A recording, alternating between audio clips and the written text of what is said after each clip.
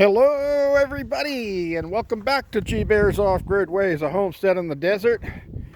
The day after, remnants of the storm still hanging around the mountains, and I got out here and did the repairs that I needed to do to get me secured again. As you can see, I got a white panel up there. That's the FRP I was talking about. I had to do it in two pieces like I had mentioned, but I'm secure, and it's cold out here. I got gloves on, it's so cold out here. So anyway, I got the doors repaired.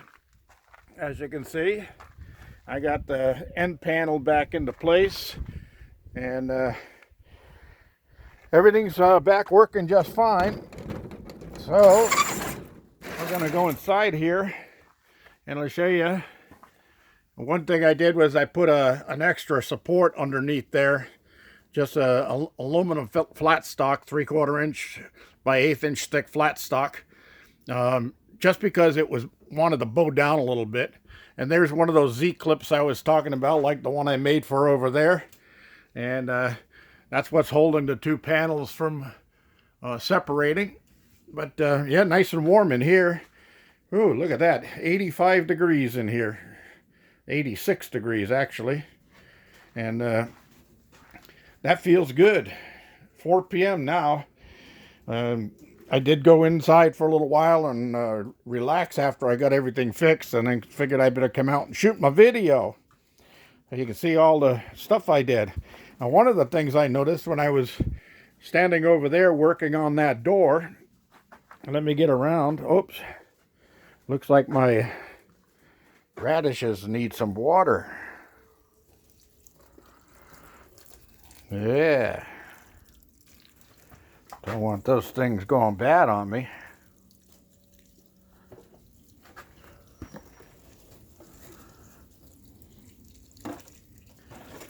All right.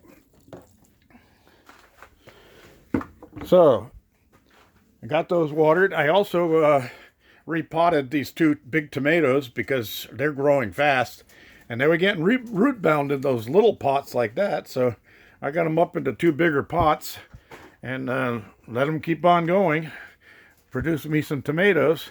Looks like I got a couple of tomatoes set on it on the lower buds there, but the other ones are still down here because they're still young, and things are going good. But what I was saying was, when I was over here working on the door, I just happened to look down and I noticed, look at the greenery coming out on this pear tree branch that I said had a T on it, and I cut the bark off of it and scratched the cambium layer and just stuck it in the dirt, and it's actually sprouting.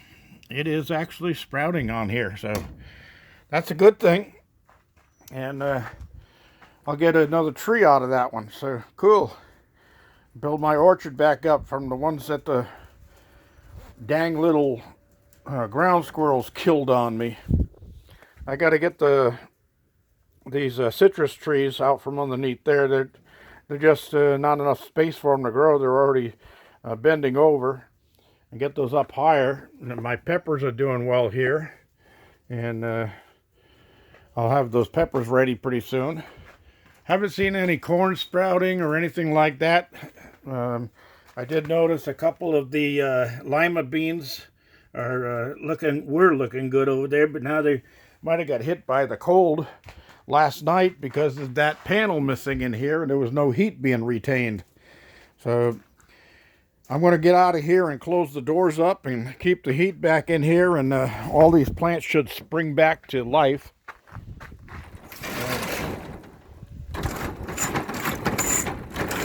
There we go. All fastened up, all the clips back in place, and looking good. Well, all the foil I have on my grafts and stuff all seems to be holding.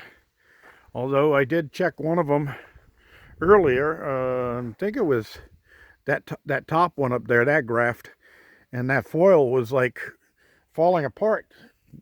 Get dried out or something.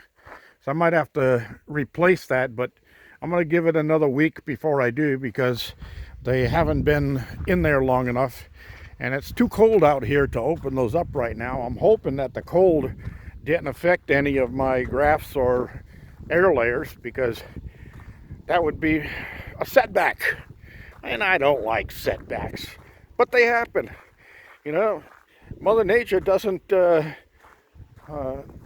care about the stuff that you've got to do. She just does anything she wants to do. She can be a bitch sometimes. I got this thing set back up again. I'm going to have to figure out a better way of anchoring the lights on there, and then maybe I'm going to put some anchors down in the ground to hold the legs down, so if the winds come back up again. And no, this isn't broken. This folds up like that. I just left it folded up so that birds and stuff won't poop on it, and also it'll keep it from rotting in the sun. All right, so we're going to head up to the container here, and I'll show you the other stuff that's been going on, because it's too cold to work outside. So I've been working inside the container, and I got my little homemade potbelly stove running.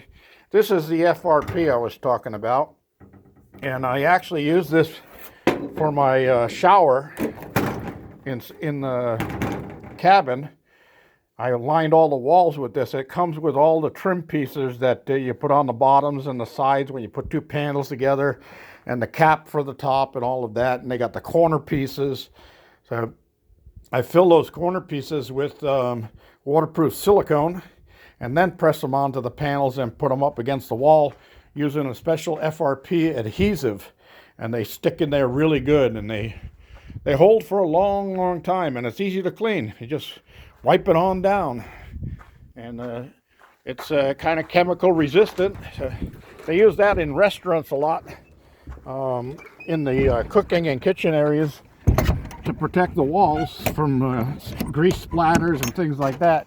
It also makes it easy to keep clean. All right, so in here is where I've been doing some stuff today. I found this old fog machine, and apparently somebody threw it out because thought it didn't work. Well, it does work. You just got to plug it in, and it's got to completely heat up before it'll work. And then you press and hold the red button, and it blows fog out of there. Just filling this with water. That's all it takes. But nice little humidifier. I can use that to add humidity to the greenhouse when I do need it, when it gets really dry in the summer. So I keep that working. I got my charger on, my Harbor Freight AGM battery up here. I got to get up and check the panels on the roof. I think they might be covered with dirt, and I'm not getting a full charge on the batteries during the day. So I put my charger on there, and I'll let it charge at 8 amps for a while. All right, so to keep warm in here, and it's a lot warmer in here than it is outside, this is my homemade potbelly stove. And this was made out of a propane tank also. Okay, no, there's no hot coals under there. That's just the glow of the fire, because I got the bottom vent open.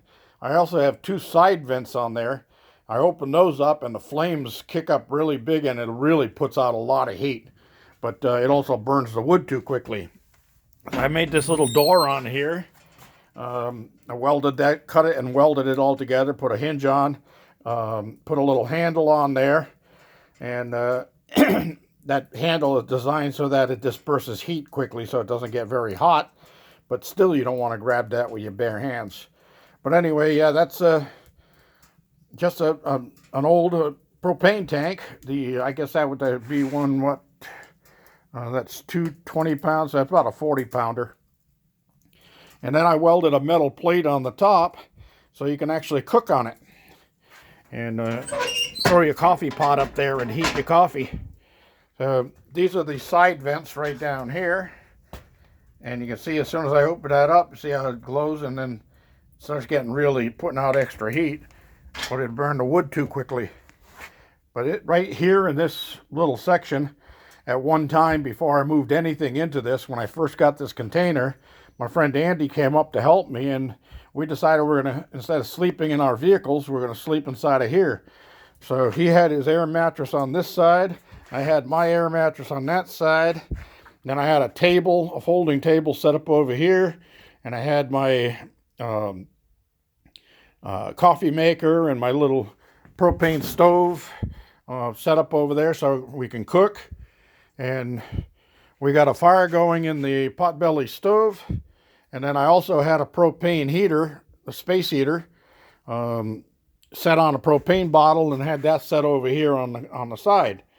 So it was getting really chilly that night. I think I actually got down to about 26 degrees that first night. And we were snuggled in our beds with the extra blankets and things like that. And all of a sudden, in the morning, I woke up and I could hear this pink, pink, pink, pink, pink, pink. And I'm going, what the heck is it? Snowing out there or what? And I got up to come over to turn a light on that I had hanging right here by the table so I could see what I was doing with making coffee. And I felt something hit me on the head. I'm going, wow, that's cold. What is it? I looked up, and there were icicles hanging from the roof of this thing, from the moisture from our hot breaths from sleeping at night. And it actually froze and started making icicles dripping down the thing. I'm going, oh my God, it's freezing in here. So we decided that I wasn't going to convert this into a living space, because I did the math on insulating this, and you have to double insulate. You have to insulate the inside wall and the outside wall, and then cover them with panels. And even at that, your R value is not very much. And then you got to do the same thing up there, but because it's metal, the metal is going to get cold, retain the cold, and it's just like a giant refrigerator in here. Oh my gosh. So scrubbed that plan and built a cabin instead. Anyway, that's all I have for today. I'm going to pull my glove off here so I can operate the buttons on this phone. And I'm going to say, don't forget, thumbs up down there, please. Don't forget to subscribe. Love you all. Have a good evening. G-Bear signing off.